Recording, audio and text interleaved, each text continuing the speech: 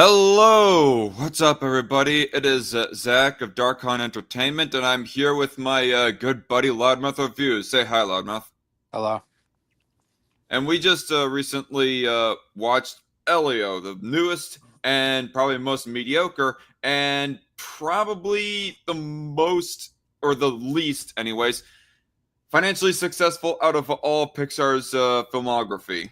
As Yep. it has here, let me present this screen. I got the Wikipedia page pulled up of Elio.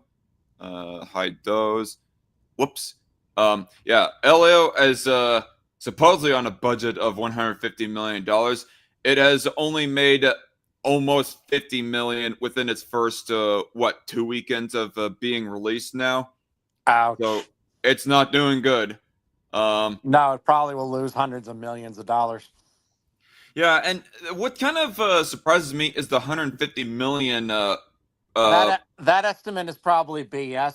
You see, often when Disney releases, they have an initial budget, but that budget sometimes gets inflated by reshoots, and that's certainly the case with Elio. 150 million was probably the initial budget that Disney put out for it, but before it was delayed for an entire year and reworked heavily. So probably the final budget is probably quite a bit more than that. yeah, Plus marketing, and with marketing costs, they spent probably 400 million bucks on it. 400 million in total, including production and marketing, or 400 million in marketing alone. Production total, including marketing and production, probably something close to 400 million. Okay. Because normally the talking point is that you need to at least make a little over twice your production budget to make back your money. Because I guess on average, when making and releasing a movie, you end up spending about the same amount of money for marketing the movie as you do for producing the movie.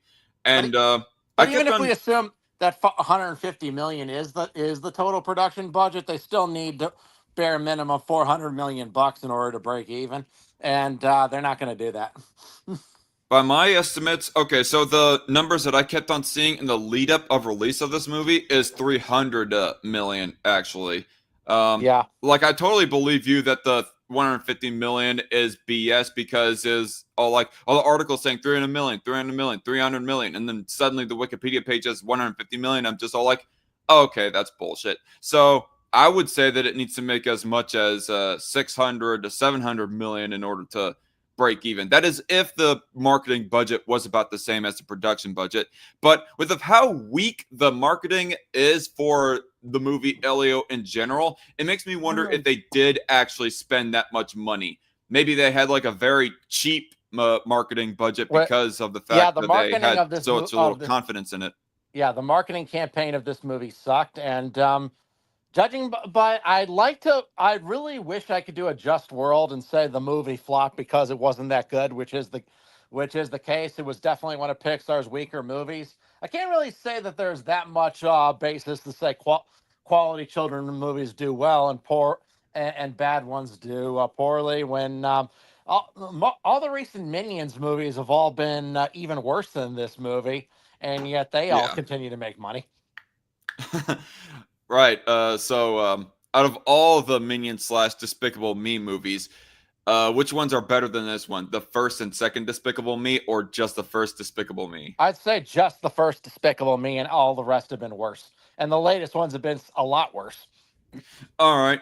So enough preamble about the budget and numbers of movie. Nobody wants to hear that. So one thing that you told me in DMs, Loudmouth, is that you say, "Well, at least it's better than Wish," and I'm thinking, "Oh shit, that bad?" Because I remember in a tweet once that you said that Wish is a 2 out of 10 in your book. So Elio is only like a 3 out of 10 for you. Nah, Elio's better than that. It's like a 5, 6 out of 10. It's an extremely Okay. mediocre children's movie, and it probably is still better than Lightyear, so it's not Pixar's worst movie.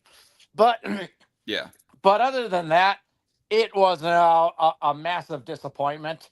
For one thing, Mm-hmm. spoilers. There's a huge level of pretension to this movie with showing the Voyager space probe, and like having aliens find it in some portal, something that they didn't totally rip off from Star Trek: The Motion Picture, and and and the fact that it ends with them playing audio by Carl Sagan. That is the most pretentious thing ever. As if they made a deep and meaningful movie about man's place in the universe, and That didn't was just make an incredibly mediocre children's movie. I mean, I'll give the Minions movies some credit. At least they don't like. Imagine if like Minions: Rise of Gru ended with a random speech by Albert Einstein. yeah, that'd be stupid. I was wondering of who that person at the end of the movie was that was speaking right there, and it was pretty weird. It's like Pixar had never done that before with any of their movies, not to my recollection, anyways. With a real life speech from a real life figure. I mean, obviously, Finding Dory had Sigourney Weaver making a cameo as herself in the voice department of that movie, but that's about it. Aside from that, was there any Yeah, other but she movie that had consented this? to doing so, whereas Carl Sagan obviously did not consent to his voice acting being in this movie, given the fact that Oh he's been man. dead for like 25 years almost.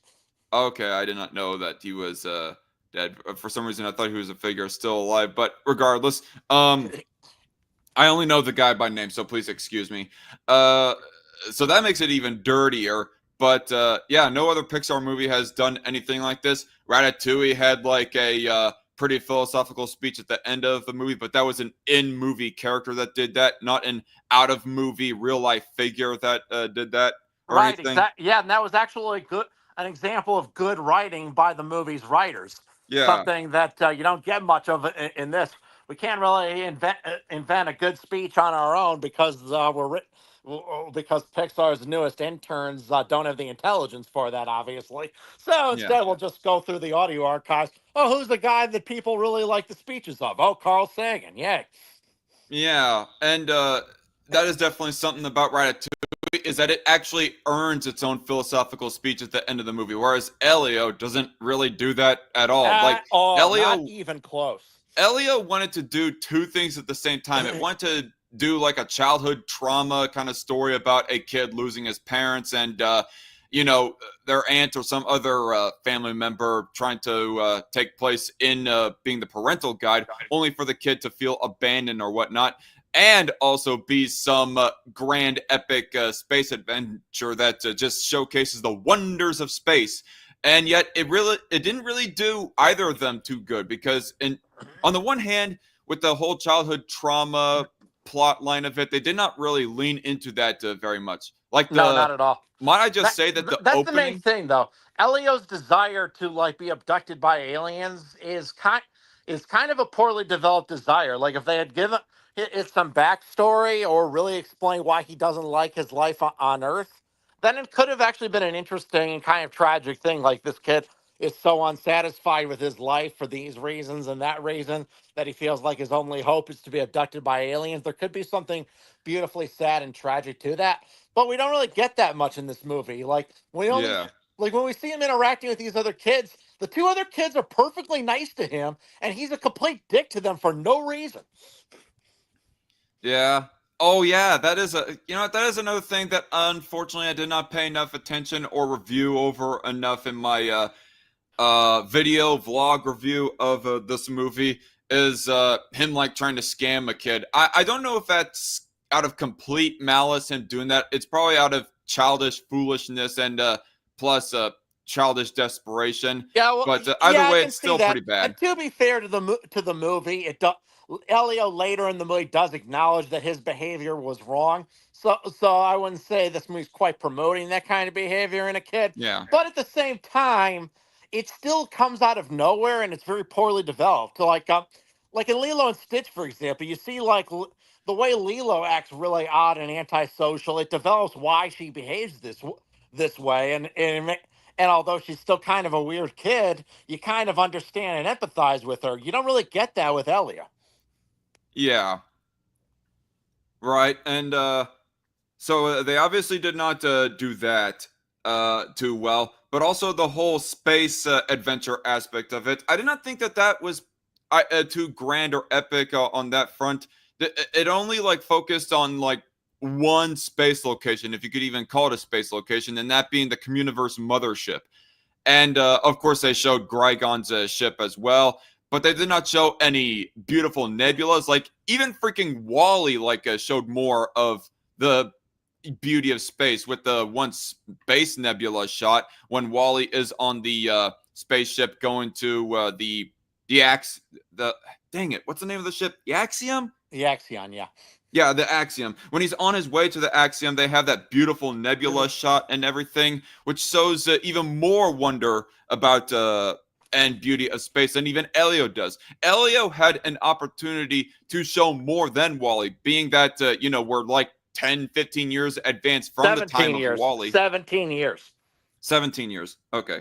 Well, 15 was a nice round number, but still, over 15 years past Wally, we had the technology, they had the technology to show even more than what Wally did as far as the beauty of space goes. Show more nebulas, show more planets even. That's kind of what I was expecting and wanting out of this movie, was that it shows some more of the cultures and planets of all these wacky, kooky, and inventive, imaginative alien species. But no, they didn't do that. They just stuck to the Communiverse mothership and Grygon's ship and Earth. That was it. And that's another problem. The way these alien cultures were developed was genuinely really bad. This is the kind of children's movie where that's so morally simplistic. You can kind of get a race to change its ways that apparently they've developed over thousands of years by being like, come on, man. You're talking about with the crap. I cannot remember the alien species now. The Hyalurgians. That was what they were called. The Hyalurgians. Yeah, you're talking about with the Hyalurgians. You got them to change. Yeah, and in the lamest way possible. You appeal to the fact that this guy does love his son, but it's fine if this guy loves his son, but he's still. But if this guy's the leader of this culture that's been apparently very warlike and a warrior class people, it really should take a lot more than that to get him to just accept his son not moving in that direction. Sure. Now, I thought the little Hyalurgian kid actually was the best part of this movie. I kind of I found it very funny the way he's introduced, and you think he's just this creepy looking alien monster, and then after the translator goes on, he starts talking in this little kid's voice, and it was actually quite enduring. Yeah, he seems to be Shafirla's favorite part of the whole movie as well.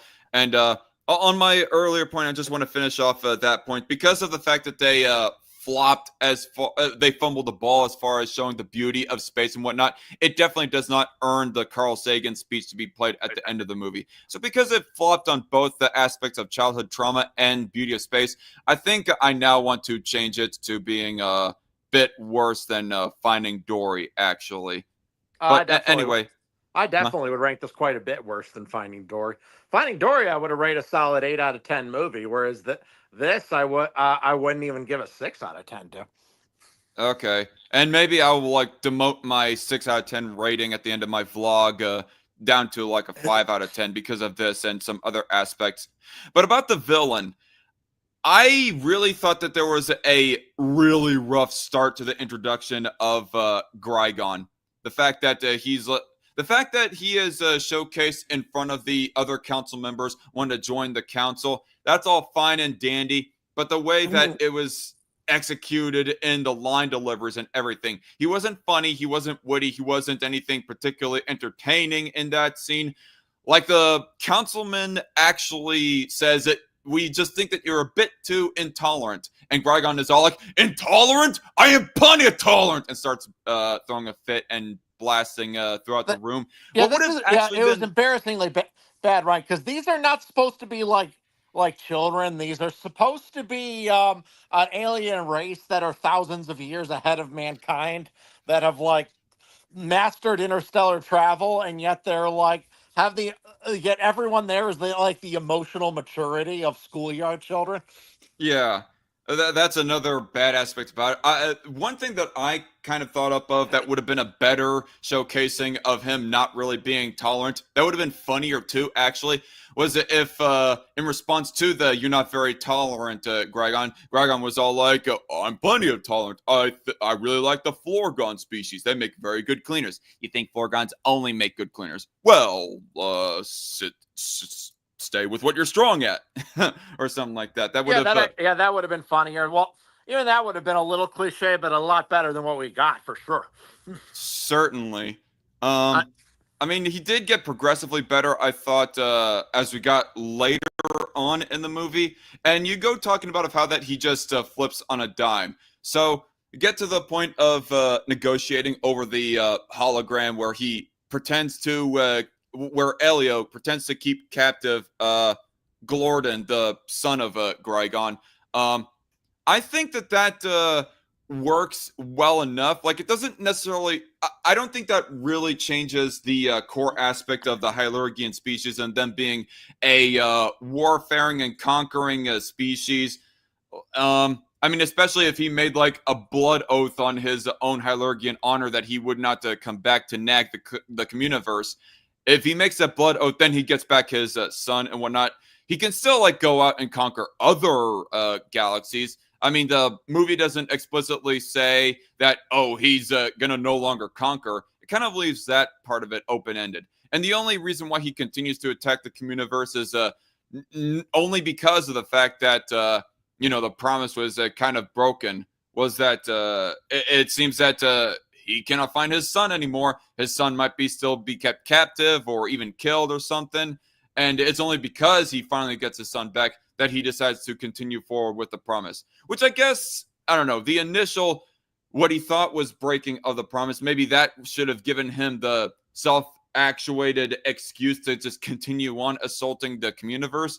But yeah, I don't yeah, know. I really. think, Yeah, and he would have been justified almost because of the fact that he basically agreed terms to peace based on a simple promise, and Elio, for incredibly immature reasons, essentially tries to deceive him.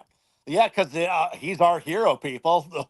yeah, because he's our hero, and Glorden is his best friend in the entire galaxy. Yeah. Well, but it's the kind of emotional maturity. It's like the equivalent of me going into the Kremlin and presenting the Kremlin with a toy and and Putin being like, "Oh, no, a toy? No one's ever bought me a toy before. You've melted my heart. I'm gonna take all my troops out of Ukraine." Yeah, precisely. Th- Um, That's the well, level of writing that we get with this war, like race just deciding to abandon it just because of some BS heartfelt moment where he brings back his kid, and there's no anger over the fact that essentially Elio's actions put his son in massive danger and almost killed him. There's apparently no anger over that for some reason. yeah, I guess he should have stayed. So again, spoilers. If you who did not hear Loudmouth much earlier say spoiler warning, everybody. Here's another spoiler warning. But he breaks out of his own combat suit and swaddles his own son. Grygon does. I guess after he had got done swaddling and warming back up his son Glorden, he should have maybe stayed angry at Elio being all like, "You irresponsible little brat! I'm going to, I don't know, jail you," or something like Yeah, that. not, yeah, and also the what was it, the people of the Communiverse basically just trust Elio and believe him when he says that he's the leader of the Earth based on nothing. They have a member who can read minds, but none of them bothered to verify with him before sending him on a crucial peacekeeping operation for them to help them avoid a war and potentially the destruction of their civilization. How stupid are these Yeah. aliens?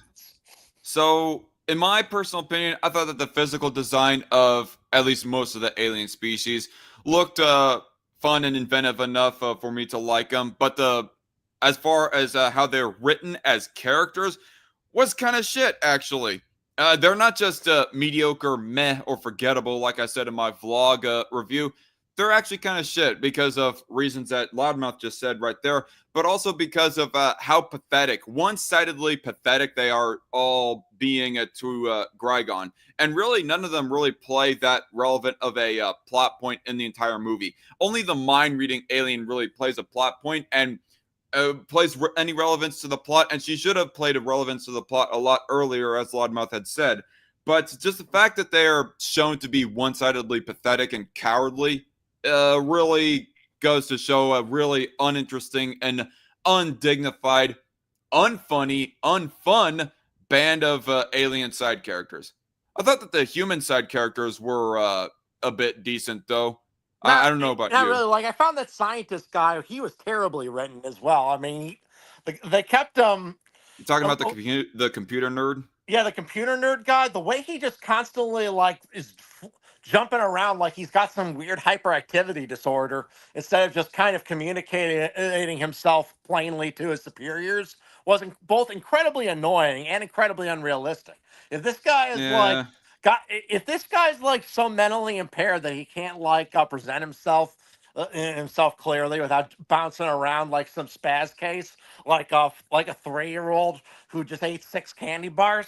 Why the hell? How the hell I did he get in this position? I don't know. I think I can kind of forgive that. I mean, it's a bit of a playing up and a caricaturization of a hyperactive, hyper excitable space nerd like we've seen in plenty of other movies before. And I mean, yeah, it could have been done a whole lot classier. Um, but I thought it was forgivable because of the fact that we're watching a kids film ultimately. Yeah, I guess. And not to mention the one, I can't even remember his name, so excuse me if I'm pulling a racism. The one black kid, he was rather dignified and helpful to Elio as well. There's a little bit of a gray multi-layeredness to him. Like, yeah, he wants to hang out with Elio and join his club. At the same time, he becomes upset when he finds out that Elio is trying to scam him out of his ham radio. Kind of And justifiably. Kind of like both him and the other, like justifiably, the blonde kid. Well, they're kind oh of yeah. justifiably pissed off at Elio. And honestly, if I were a kid at that age and had someone do that to me, I'd kind of want to kick his ass as well. Yeah, I just remembered what the black kid's name was actually. It was Bryce, and the blonde kid, the blonde white kid was Caleb. That was his name. But Okay.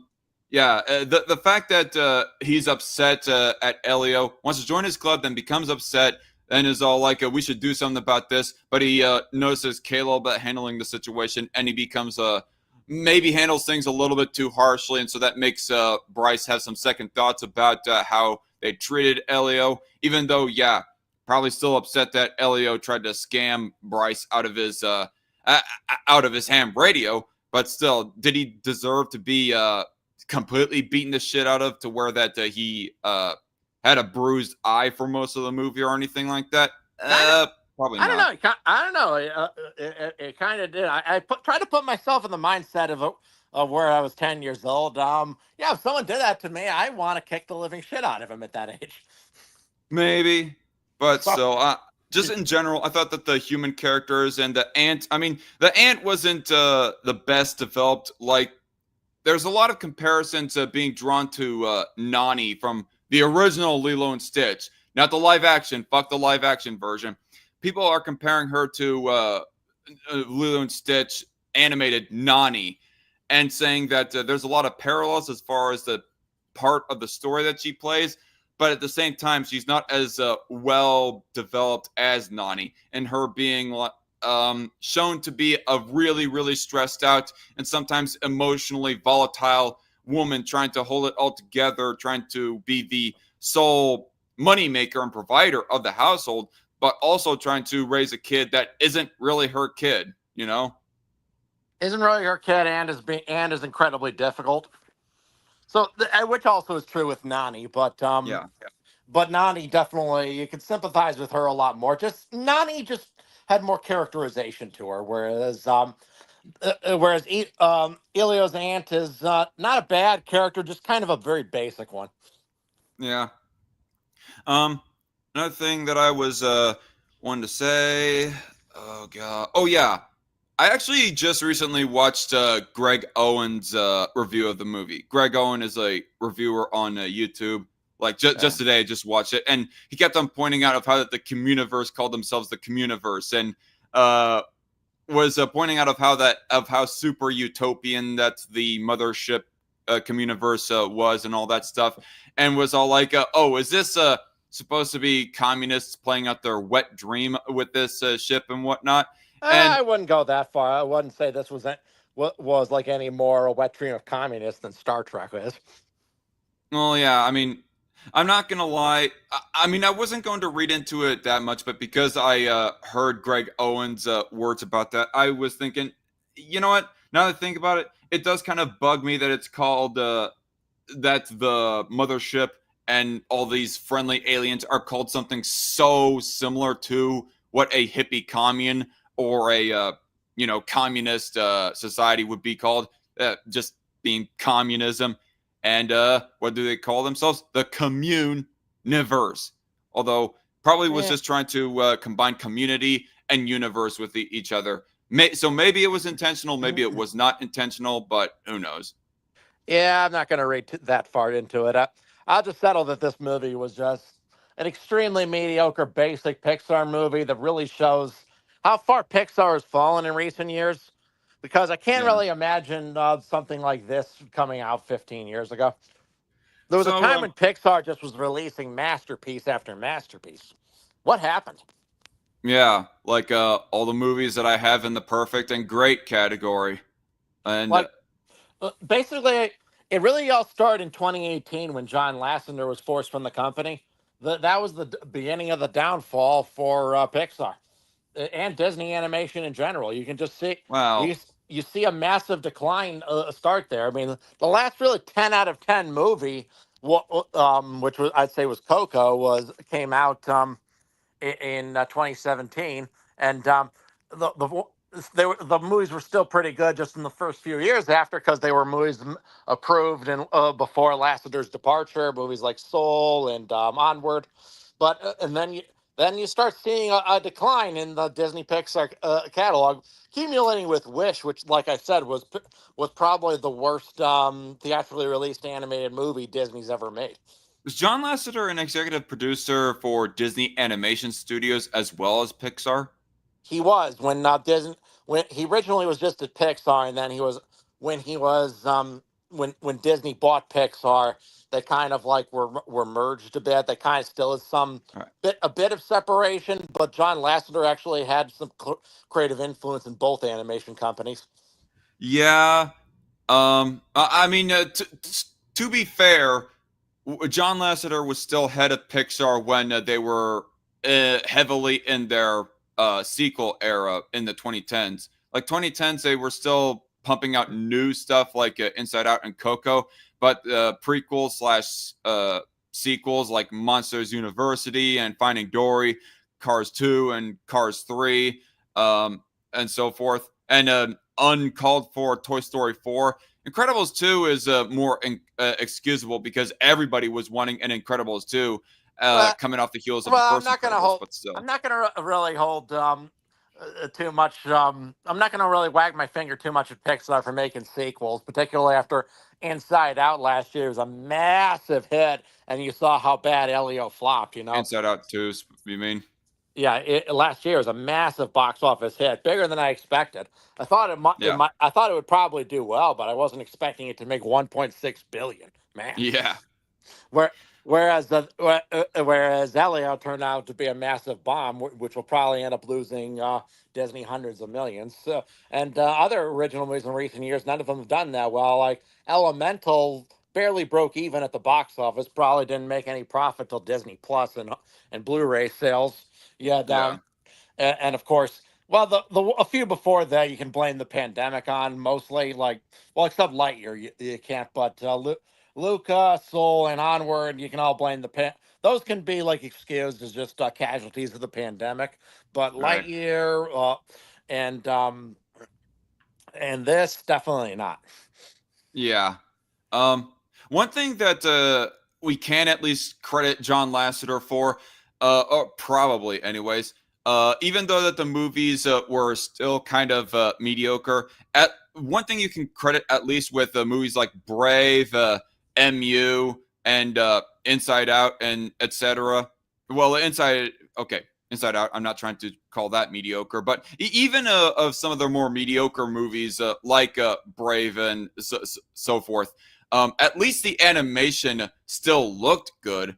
Like one thing I'll credit with Brave, at least it still looks pretty. But ever since John Lasseter got out with freaking Luca and Onward, they seem to be like relying more and more on this kind of gummy / doughy look with their very rounded body proportions and their bean mouths and so forth. Yeah. Like you see that with Luca. I mean, you can kind of say that it started with The Good Dinosaur and its overly cartoonish designs.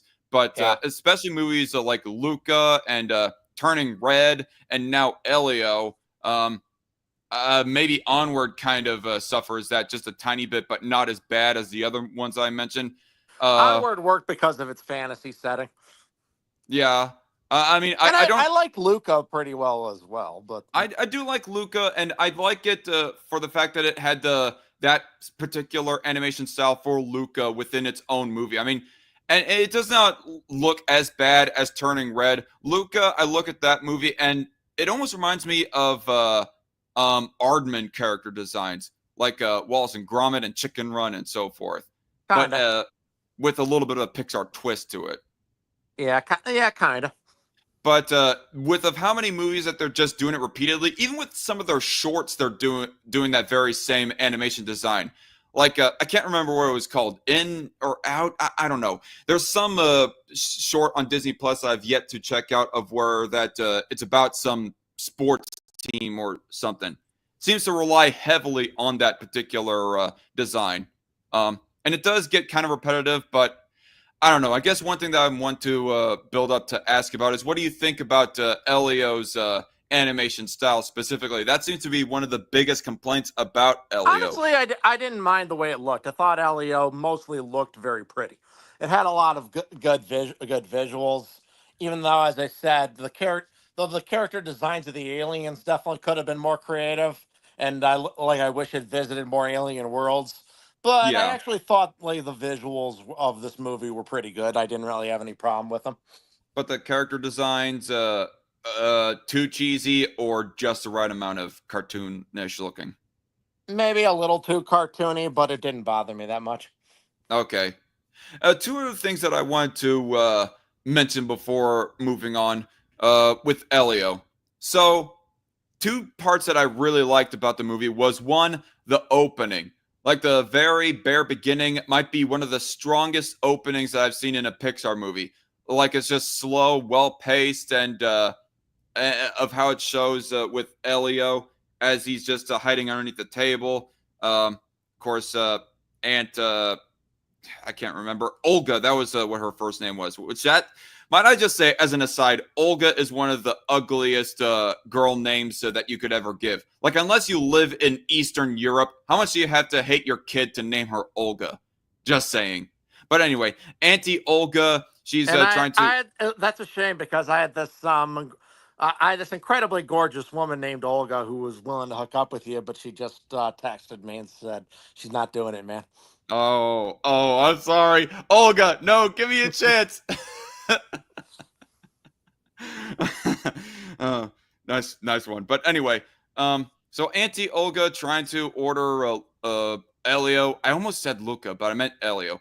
Elio some food, but Elio doesn't. Just wants to disconnect from the moment because he's traumatized from the loss of his parents, and he just slowly and methodically sneaks. Well, maybe not methodically, but just slowly sneaks away and sneaks into the space exhibit of the new museum that is being built. And I gotta say, all that was really great when he got into the space exhibit and he starts playing the video or whatever. And it's like on that IMAX screen. I just felt like that I was in the moment with him. I felt like when I was watching that scene in the theater, like I was in the space exhibit of a museum, just looking at an IMAX theater talking about the wonders of space. So it gave me chills, gave me goosebumps, and I really liked it. Unfortunately, the rest of the movie did not deliver on what that opening showed us, but still, looking at the opening contained within itself was still pretty great, I thought. Okay. Oh, I did not know if you had anything to add. I mostly agree. I thought the opening was pretty good. I also liked the one point towards the end. I mean, semi spoilers here, people, but not really. When that they're dodging the meteorite shower. That was definitely one of the more interesting. I don't know if you'd call Well, it it so wasn't a much. meteorite shower. It was actually like a space junk by like man-made satellites around the Earth, is what that was supposed to be. Yeah, that's what it actually was, but I just keep on calling it Because meteorite because shower. meteor like asteroid belts being dangerous is a big myth propagated by the Empire Strikes Back. But if you actually travel through the asteroid belt, like every asteroid would be like 1,000 miles apart. It would be really easy for a ship to navigate through them. Okay, but in the It just case seems of that given which is dense considered the vastness of space, but for a spaceship you'd be able to get through them easily. An asteroid belt would not be dangerous or hard to navigate through. okay, but in the case of space junk around a planet's atmosphere. That actually might be quite dangerous. Like, yeah, there's quite a bit of it. So yeah, that could definitely not end well. So you heard it here first, folks. Per according to Loudmouth Reviews, Elio is more scientifically accurate than Empire Strikes Back. Yeah, but the Empire Strikes Back is a far better movie. Yeah, I totally agree. But that aside, I still thought that that was one of the most interesting and tense and realist action climaxes ever seen in a Pixar movie. Of where there's just a well-paced, methodical, and then it kind of just fades away as their shields in the little escape pod ship, whatever. It gets down to like around 15%, and it looks like that they're about to die, and then the camera just fades away as it just goes emphasizing of how big and lonely space can feel, how deadly it can be if you end up losing pressure in your ship and so forth. And then it just fades back in with the silhouette of Earth and slowly but surely showing the silhouette of the ship as different space nerds, aside from the one space nerd. I can't remember what his name was. I'm just gonna call him Mr. M. I just remember his the first letter in his name starting with M. But Uh-huh. anyway, after they lose connection with Mr. M, they're about to die, and then they get hooked up with other people around the Earth who are space nerds with ham radios too to help them navigate the space junk field. I thought that was pretty well executed. It's not the best as and funnest to watch like with the end of Incredibles or Toy Story 2 or Toy Story 1 or even Onward and so on and so forth, but still was a good one for what it's worth, I thought. I can agree with that. Yeah. But Elio, the one big question I got to ask was well, actually you already answered that before, is that you don't think it's you think it does deserve to be a flop mostly because it's just a not good movie. It doesn't deserve to be a flop as much as the Minions movies do, but it definitely is an example that Pixar's glory days are sadly a thing of the past. Right. The days when every Pixar movie was like the best thing ever are just they're behind us, man. They're a part of our childhood. Yeah. Now Pixar makes good stuff on the occasion, but more often they just make mediocre stuff slop like this. I mean, it was very clear this movie had a troubled production because, like, someone posted the earliest teaser for it, which came out in 2023 before it was delayed when this movie was Yeah. supposed to come out a year earlier. It was so completely different. There were a whole Yeah. bunch of story beats that were radically different than what was in the final movie. So it's likely that this movie was dramatically changed after that trailer dropped, which is why I think the $150 million price tag is bullshit. Yeah. I think I remember from one of those earlier trailers that Gragon was actually a sort of good guy, or at least he was somebody who more closely interacted with Elio. Like if he was going to be, he was going to be the buddy sidekick of the main protagonist of this movie, in the same way that Buzz was for Woody in the first Toy Story, or Mater was to McQueen in Cars and so forth. But now he's just a straight up villain. Yeah, wasn't much of a villain, to be honest. We don't really get really good villains lately. Like they're afraid to have really evil characters. Yeah. I posted on Twitter like who was the most evil character in all of fiction, and one character who I didn't put it in there that was from like a more childish later production was Jack Horner from Puss in Boots: The Last Wish.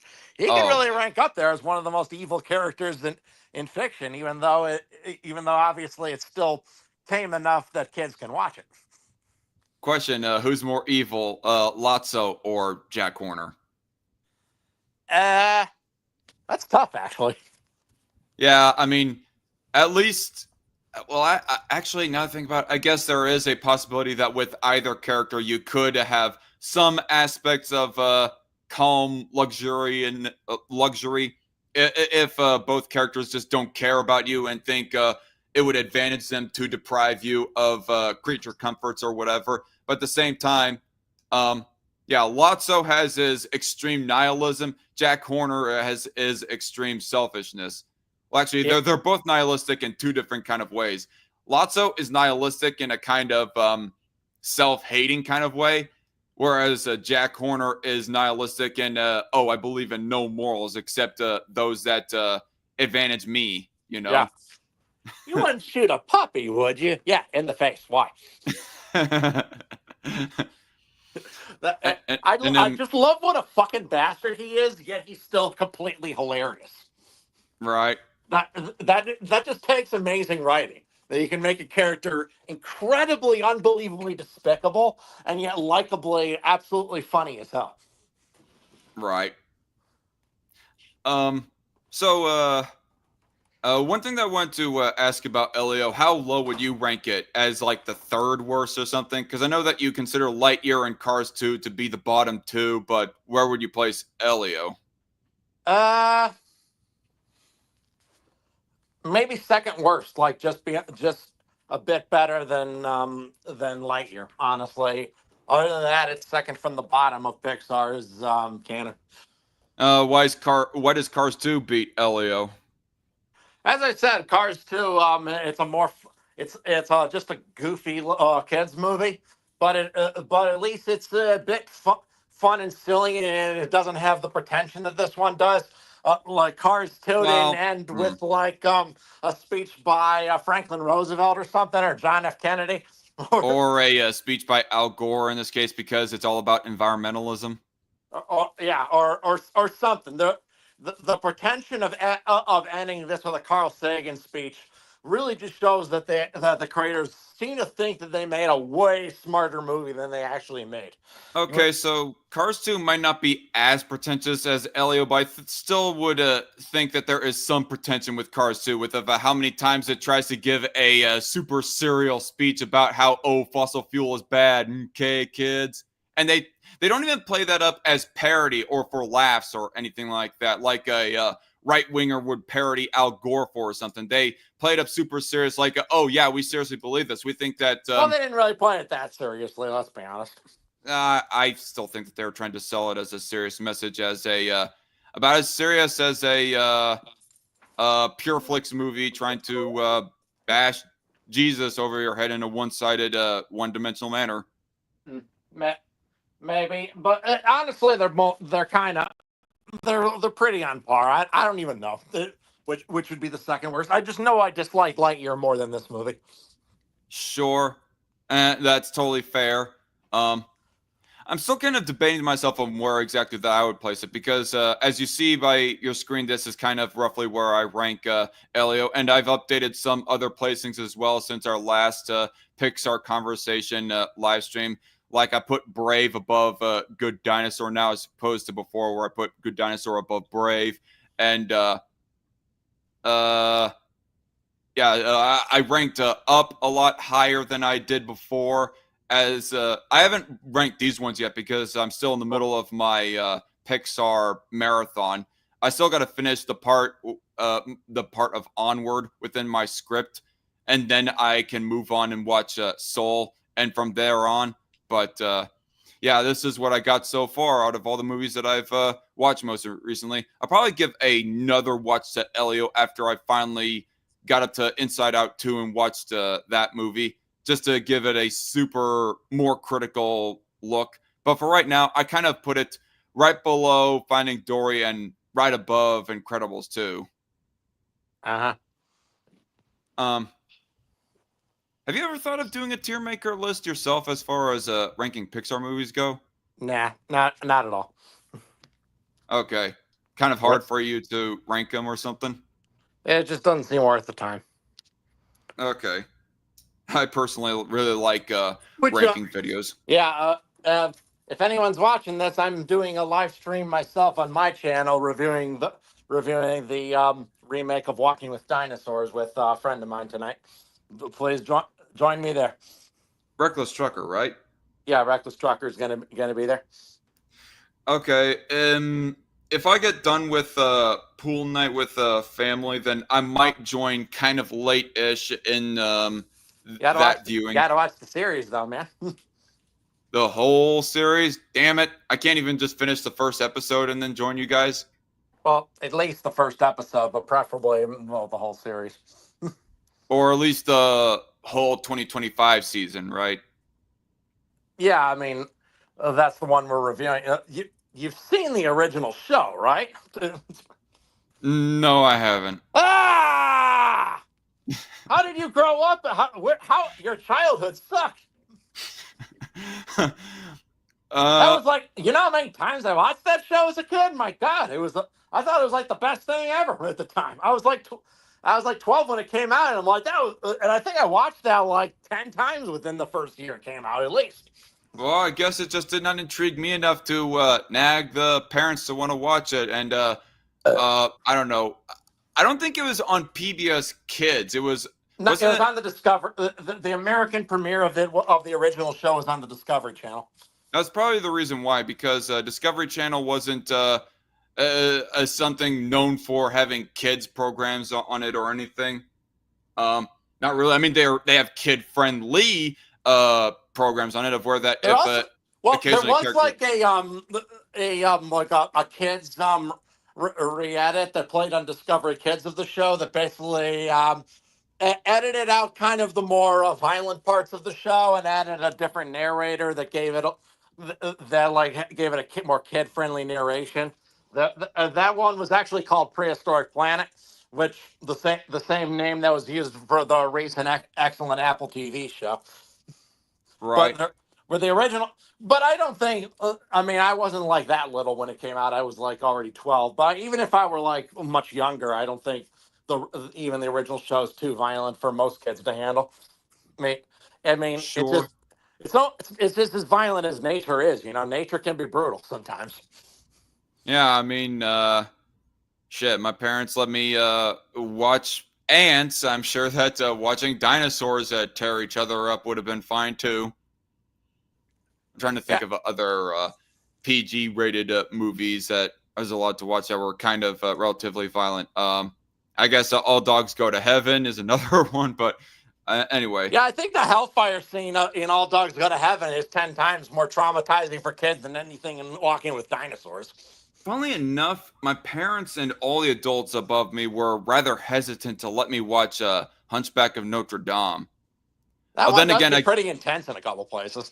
Then again, I guess there was like the risque, borderline sex scenes that they had in that movie, of where that Claude Frollo is sniffing Esmeralda's hair.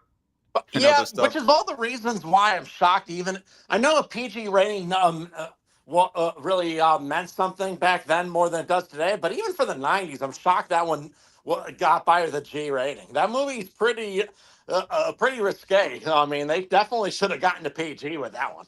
Yeah, they probably should have just leaned into the PG rating. Well, I don't know. Then again, maybe if they did lean into the PG rating, less parents would have taken their kids with them, and that would have been less box office, less profit.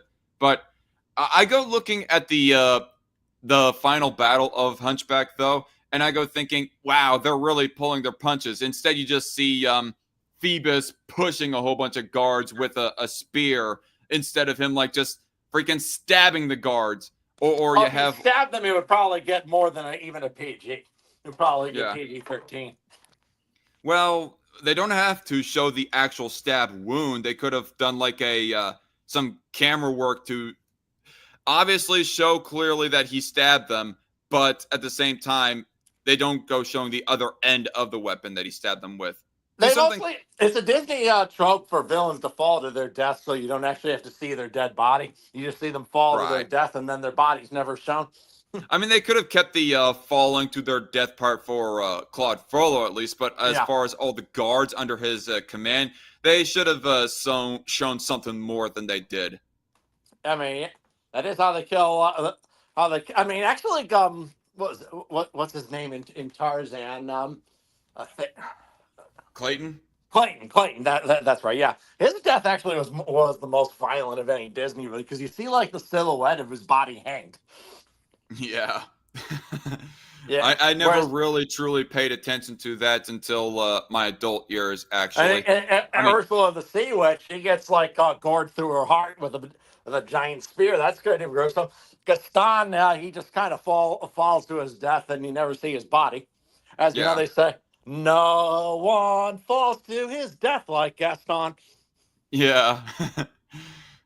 Well, maybe Claude Frollo does. So sorry, Gaston, you're beaten that way. No, Gaston did it with more like grace. No one did it like Gaston. No one gets beat like Gaston.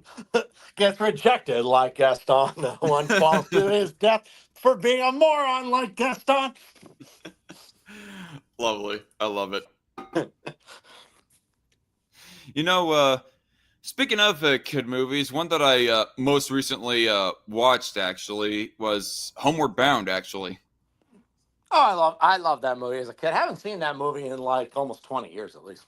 Damn. It's that's pretty close to me as well. It's been like 15 plus years, and even now, my adult years, it's still great. I think it might even be like a perfect 10 out of 10 movie in my mind. It even mentioned it's good. The thing is, it came out in 1993. Probably if it had come out just 2 years later, there definitely would have been some kind of digital work to make the animals' mouths move when they talk, as opposed to where they shoot the animal and add a voiceover, and of course their mouths aren't moving. I'm just glad that they did not go with that route. It probably would not have had as much lasting power because honestly, is there really any movie that I can go back and want to watch where the animal characters' mouths move to the voice actors? Like the Chihuahua movies or the Air Buddy movies or anything like that. I don't think it's because their mouths move. It's just that they're inferior movies in general. Yeah, I mean, I get that. There just seems to be too much of a correlation with bad movies and those bad animal movies having their animal characters' mouths move. Yeah, I mean, Robert Redford as Shadow was very good. I forgot who voiced Sassy. I forgot. Shit. Actually, I gotta correct you. It was a guy named Don Amesh that voiced Shadow in the first one. Maybe it was Robert Redford voiced him. Huh? I'm very sure Robert Redford voiced him. Maybe in the sequel, but no, Don Amesh. I actually Googled this up as I was sitting down. I'm going to look this up right now. Homeward Bound. Homeward Bound, The Incredible Journey. Don Amesh, Shadow. Okay.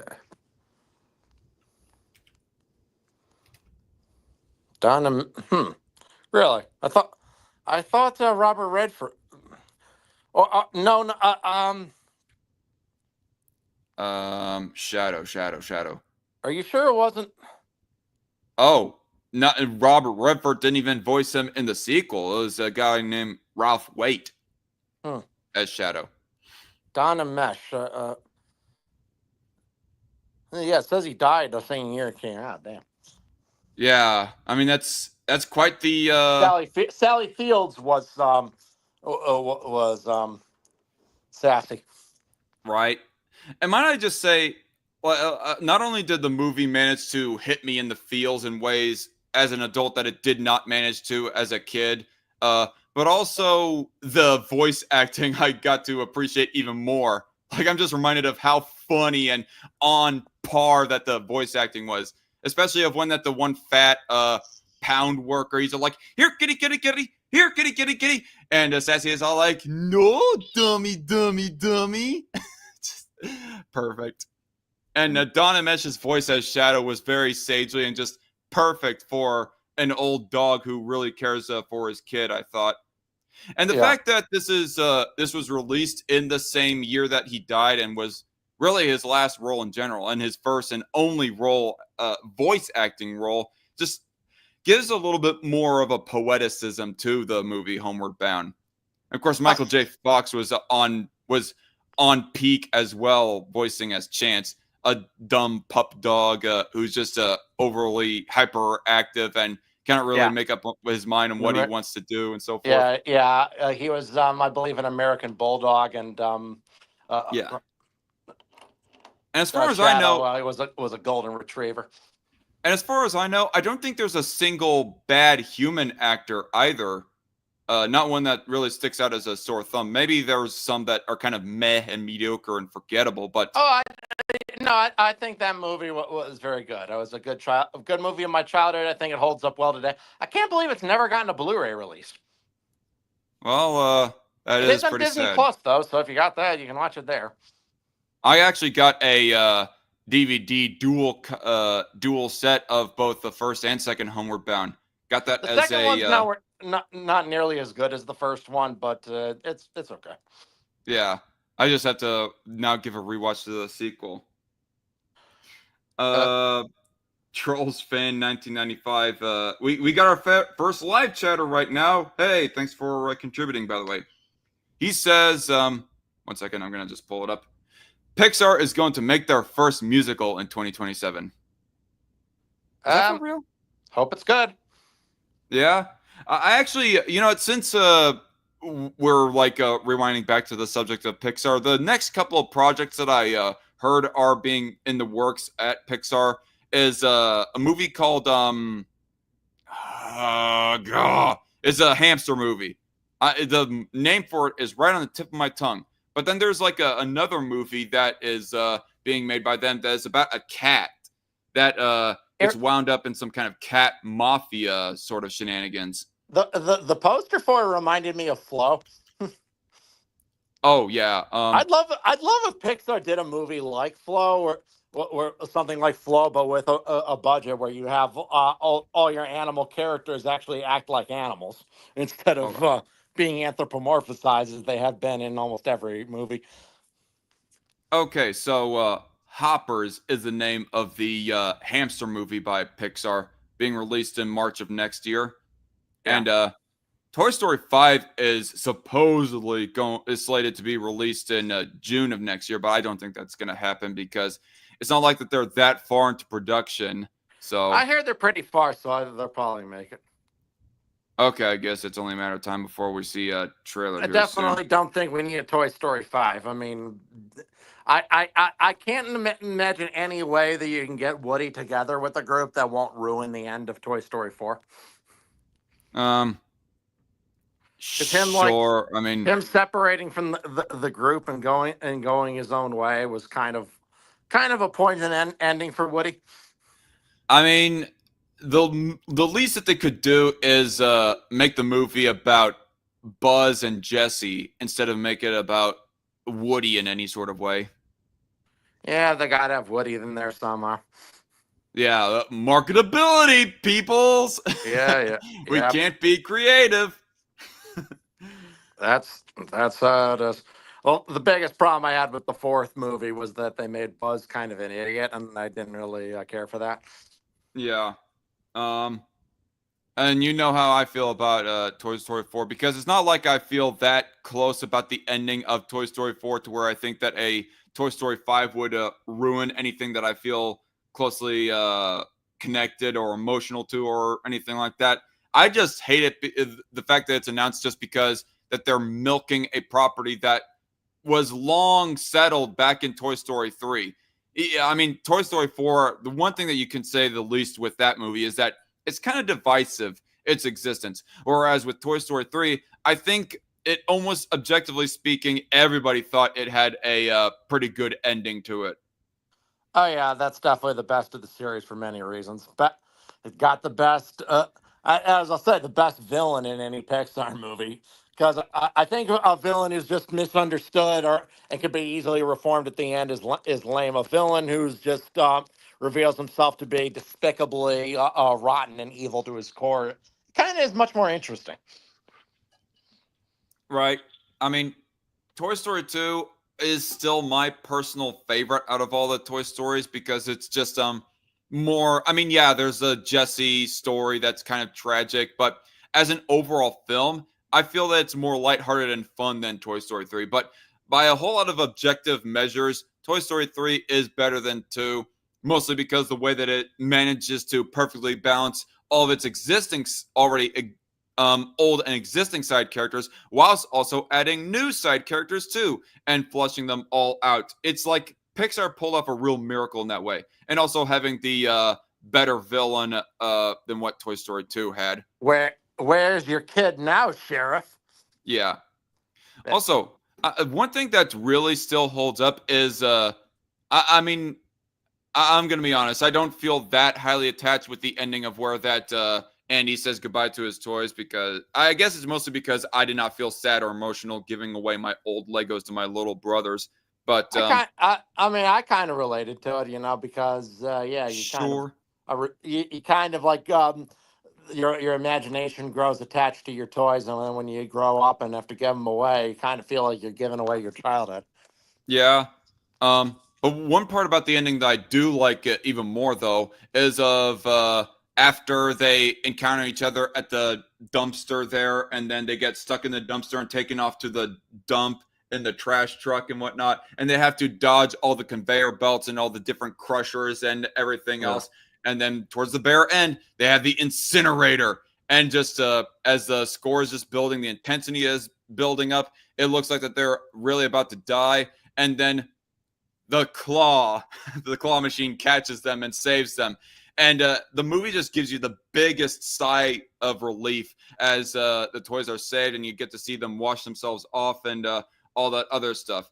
It kind of feels a lot in the same way of the ending of Lord of the Rings: Return of the King, of where that you just see our main characters, they trudge through this treacherous landscape, in the case of Lord of the Rings, that being the lands of Mordor and the steps of Mount Doom and all this heat and whatnot that they have to suffer.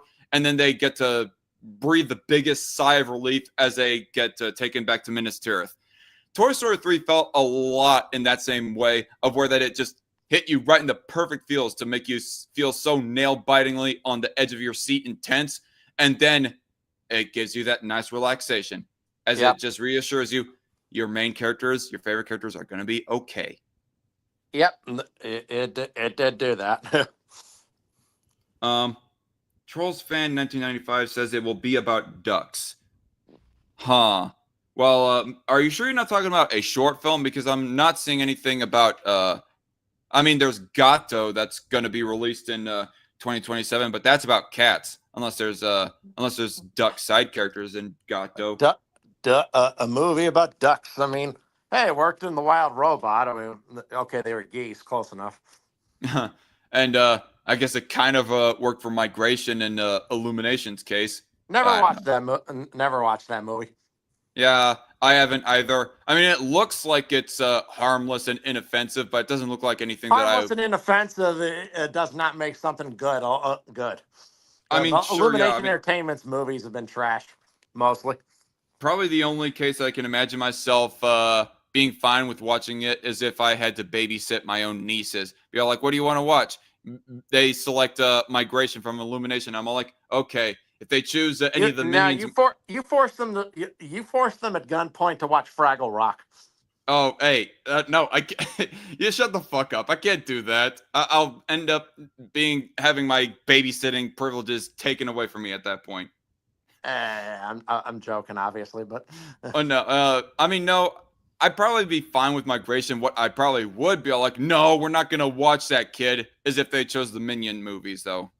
Oh yeah, oh god, Minions: Rise of Gru was watched it for free, and I still feel somehow ripped off by it. Yeah. It was so fucking annoying. The only thing that was really funny about it was hearing about the change to the end in the Chinese version. Oh. What was that? Remind me again. What was funny about the Chinese version of the ending? Well, in the movie, all the characters in the Despicable Me movies are criminals, and that doesn't really work well in China. Like, there's a mandate for movies that criminals have to always be punished.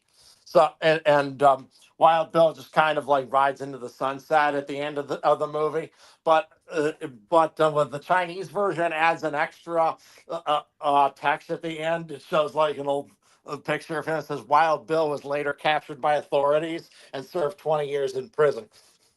Wild Bill, was that a side character, a good guy side character in that movie? Well, he was like Gru's. He was a character Gru looked up to and wanted to become in terms of being an arch villain. And the thing though, Oh, like all the characters in Despicable Me, he was a criminal. All the characters in Despicable Me are. That's kind of the point. That's why. right.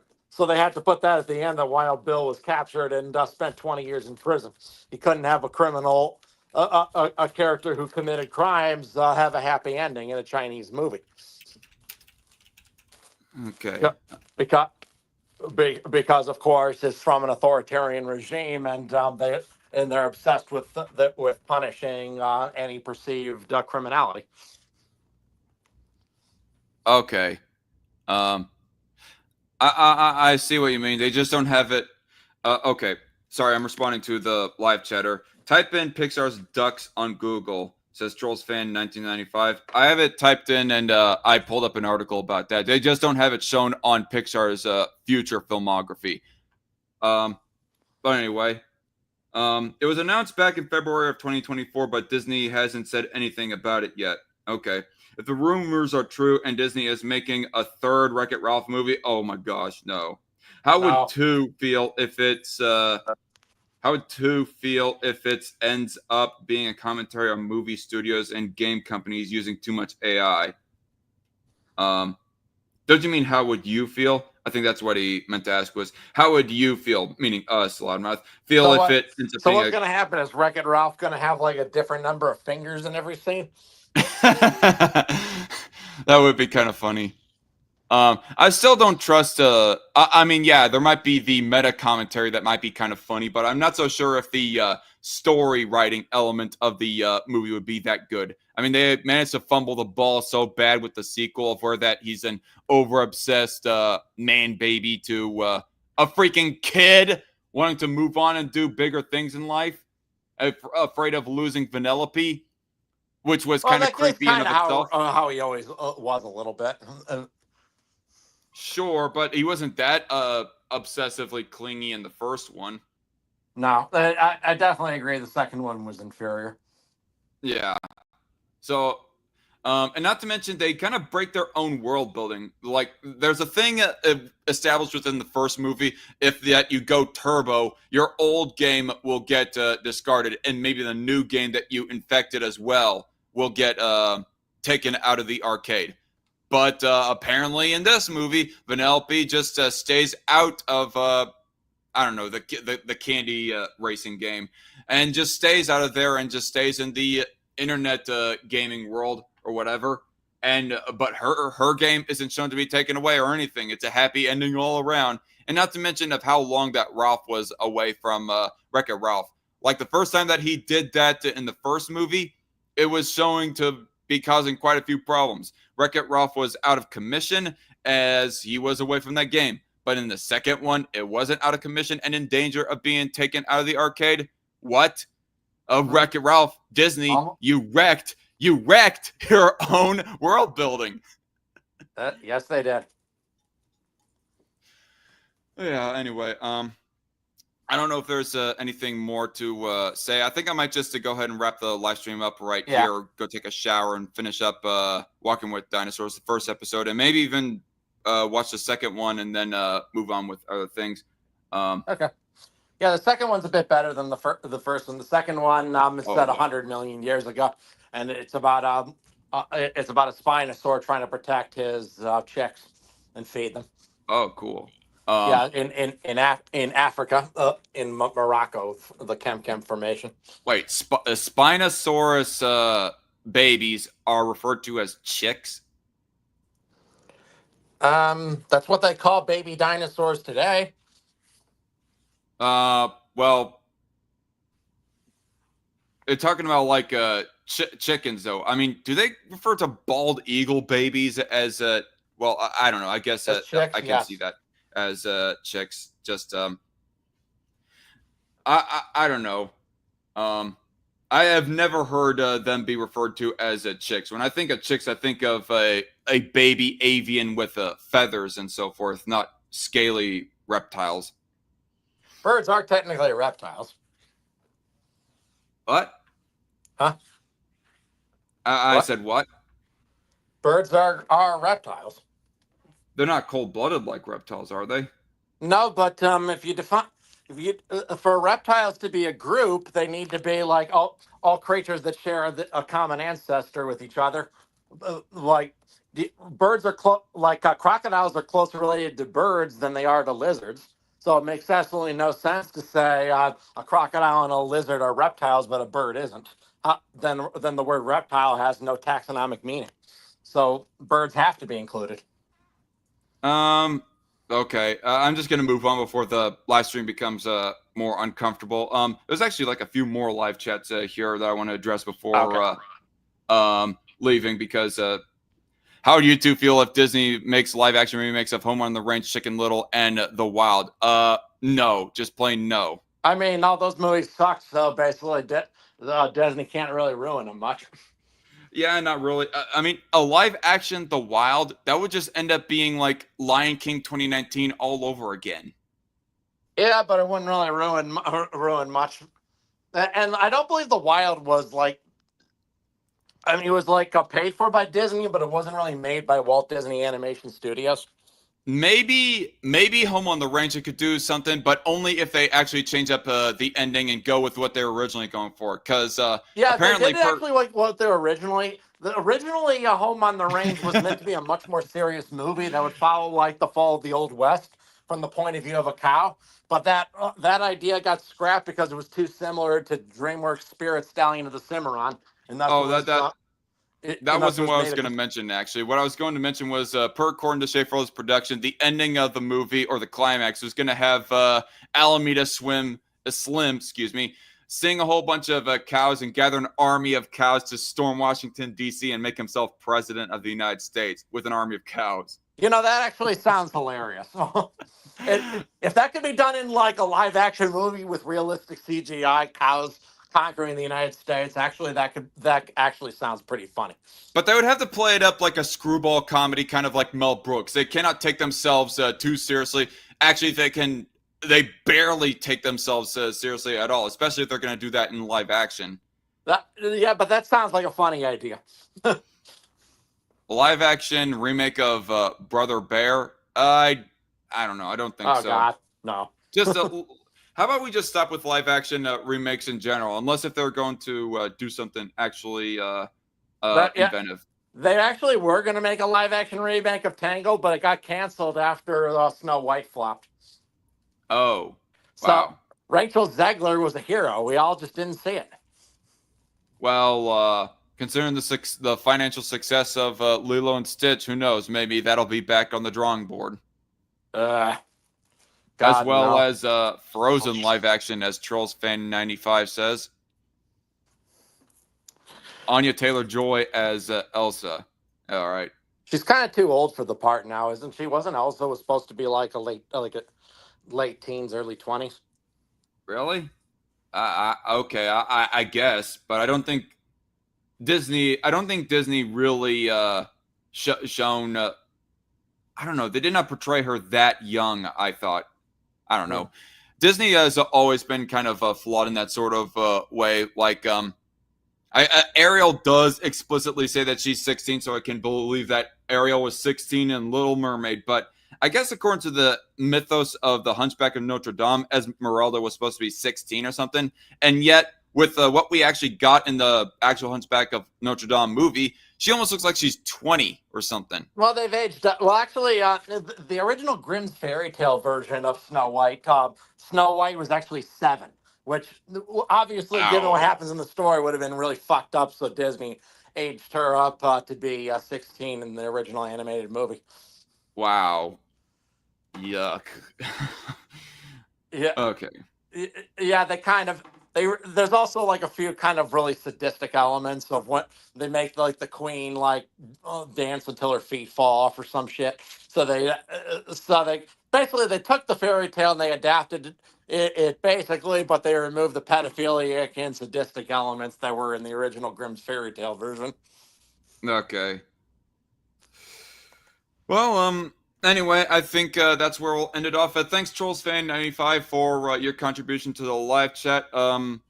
But anyway, for everybody who is interested, I guess go see Elio if you can get like matinee tickets for it or something. It's at least worth that much of a watch. But full price tickets, not really. It's not that good.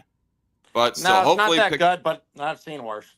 hopefully Pixar and Disney, they learn from their mistakes, and hopefully Hoppers and especially Gato will be actually good. Like Gato sounds and concept like it'll be cool, like a stray cat, junkyard cat getting tied up in a cat mafia. Sounds cool. Sounds creative. Sounds good, but we'll see. Yep. Anyway, I'm Zach of Dark Horn Entertainment, and he's Loudmouth Reviews, and see y'all later, and have a good rest of your day. All right, see y'all tonight. Bye-bye. Bye.